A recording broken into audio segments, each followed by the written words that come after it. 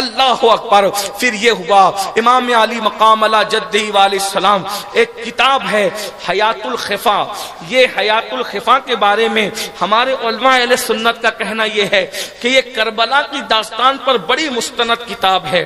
اس کے اندر یہ بات موجود ہے کہ جب میرے آقا امام عرش مقام امام حسین نے اپنی آوان و انصار کے خطبے کو سنا، ان کی باتوں کو کہ ہم نہیں جائیں گے، مر جائیں گے، آپ پر سب کچھ لٹا دیں گے، سب سنا، تو امام نے فرمایا اگر ایسی بات ہے تو اب اوپر دیکھو۔ سب لوگوں نے اوپر دیکھا تو نور کی قندیلیں تھی، اور اس کے بعد کہا دیکھو نظارہ کرو کیا دیکھ رہے ہو؟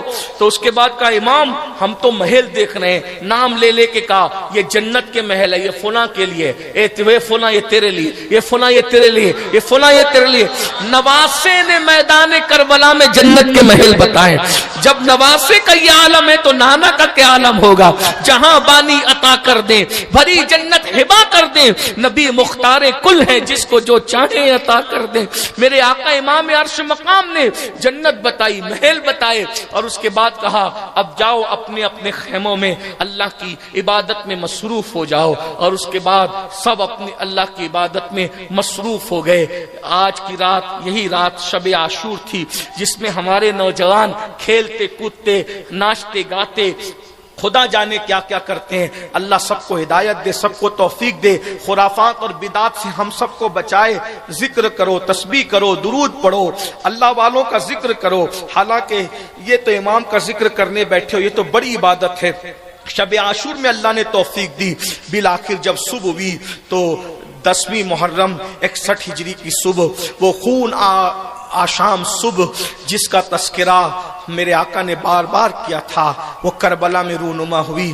صبح آتی ہے تو میرے آقا شہزادہ علی اکبر کو کہتے ہیں ہم شبیہ پیغمبر سے فجر کی اذان پڑھو، اور امام آخری مرتبہ نماز با جماعت ادا کرنے کے لیے مصلی پر آتے ہیں۔ پتہ نہیں جانے نماز کے محبوب کو کیا مزہ آیا ہوگا آخری نماز با جماعت کے اندر کہ انہوں نے آخری نماز با جماعت پڑھائی۔ شہزادہ علی اکبر نے اذان و اقامت پڑھی، اور اس کے بعد پھر جنگ کی تیاریاں شروع ہو گئی۔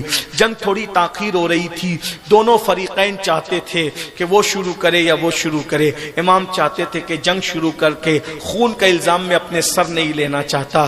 بہت سے معاملات ہوئے، بالآخر 10ویں ہجری کو دوپہر شروع ہوتے ہوتے جنگ کربلا کا آغاز ہوا۔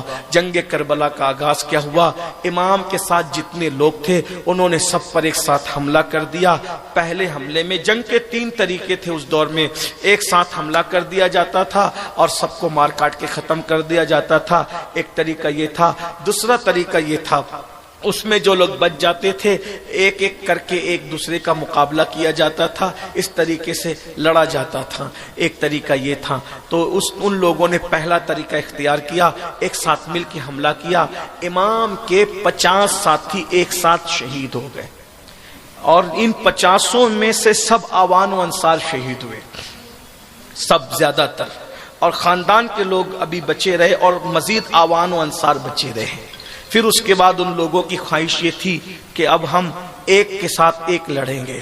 تو اس میں سب سے پہلے جو میدان میں گئے، میں ترتیب وار شہادتیں نہیں پڑھوں گا، بس 2-3 شہادتیں پڑھ کے بات ختم کروں گا، لیکن پہلی شہادت میں پڑھ رہا ہوں جو پہلا شہید ہے کربلا کا۔ یہ 50 کے بعد ایک اور ایک جانے کے معاملے میں وہ 17 دن کا دولہ ہے جسے دنیا وہب ابن عبداللہ کلبی کے نام سے جانتا ہے۔ ان کی امی کا نام جو ہے وہ بی بی قمر خاتون بتایا جاتا ہے، اور ان کو پتہ چلا تو یہ اپنے بیٹا جس کی شادی کو ابھی جو وہ 15-16 دن ہوئے تھے، بیٹے کو کہتی کہ بیٹا شہزادہ رسول کربلا میں ہیں، اگر تو میرے دودھ کا حق ادا کرنا چاہتا ہے تو سیدہ کے لال پر اپنی جان قربان کر دے۔ تو وہاب اپنی بیوی سے کہتے ہیں کہ دیکھو ابھی تمہاری ہماری شادی کو چند دن ہوئے ہیں، ہاتھ کی مہندی بھی نہیں چھٹی ہے، اگر تم چاہو تو میں تمہیں طلاق دے دوں، پھر تم عدت گزار کے کسی اور کے ساتھ نکاح کر کے زندگی کا لطف لینا، اور اگر چاہو تو آل رسول پہ میں قربان ہونے جا رہا ہوں، تم بھی چلو۔ تو اس نے کہا اتنا سستا سودا کون چھوڑ سکتا ہے، میں تمہارے ساتھ چلوں گی، اگر آپ شہید ہو گئے تو ساری زندگی سیدانیوں کی کنیز بن کر ان کی خدمت کرتے ہوئے گزار دوں گی۔ جب یہ خاتون اپنی بہو اور اپنے بیٹے کو لائی تو لا کر کہتی ہے چند دن ہوئے میرے لال کے شادی کو، اور سیدہ کی کنیز ہوں، آپ کی امی کی خوشی کے لیے، آپ کے نانا کی خوشی کے لیے بیٹا پیش کر رہی ہوں، قبول فرمائیں، بس اس امید پر کہ آپ کے نانا ہماری شفاعت کریں۔ تو آپ نے فرمایا امید کیا، ہم تم سے وعدہ کرتے ہیں کہ ہمارے نانا تمہاری بھی شفاعت کریں گے، تمہارے لال کی بھی شفاعت کریں گے۔ اللہ اکبر۔ جب حضرت عمیر ابن عبداللہ کلبی میدان میں جانے لگے تو بیوی نے دامن پکڑ کے امام کے پاس لایا اور لا کر کہتی امام یہ جا رہے ہیں، میں نے حدیث سنی ہے کہ شہید جب گرتا ہے تو حوریں اس کو اٹھا لیتی ہے اور اس کو جو ہے وہ چاہتی ہے، محبتیں دیتی ہے، ان سے کہہ دو کہ یہ جا تو اکیلے رہے ہیں لیکن جب جنت میں یہ جائیں گے تو مجھے اکیلے اس طرح نہیں جائیں گے، اپنے ساتھ لے کر کے جائیں گے۔ امام نے اس وقت مسکرا دیا اور ان سے کہا کہ وعدہ کرو کہ شہادت کے لیے تو اکیلے جا رہے ہو لیکن جنت میں بیوی کو ساتھ لے کے جانا۔ کسے خبر تھی کہ بیوی ساتھ ہی شہادت بھی پانے والی ہے، ایسے میں وہاں